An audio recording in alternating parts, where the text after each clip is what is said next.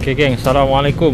Untuk Civic FL1, FL5 kita ada package lampu merah Honda original tapi kita custom wiring sebab ni lebih murah sikit. So kita tengok apa yang kita buat hari ni. First, ini Type R punya footwell.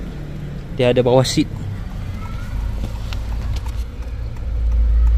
Okay, lepas tu yang ini dia ganti yang asal cabut.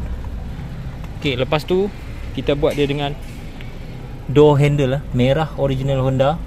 Ini pun ada cup holder, tembak dari atas. Okay, semua pintu ada. Tengok sini apa ada. Okay, sini ada, sini pun ada, sama. Tengah ni pun ada. Okay, yang best dia, lampu yang kita buat ni semua boleh link dengan dia punya adjust brightness tu, original.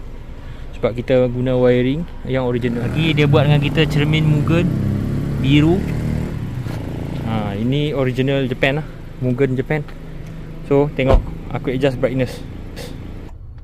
Okay, kita tengok bila customer driver pintu tutup, semua pintu pintu tutup, dia akan dim sikit Okay, lepas tu dia boleh adjust brightness original.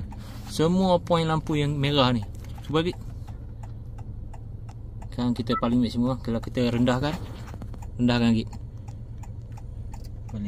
Tu nampak? Naikkan. Naikkan. Tu. Dalam cup holder tu ada juga Tengok sini pun sama. Rendahkan. Okey, naikkan. Tu, nampak? Kaki pun sama juga. Drive.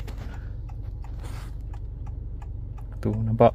So semua lampu dengan center console semua merah ni original punya lampu, custom, link balik dengan adjust original brightness tu. Warna puas hati. Mantap punya merah.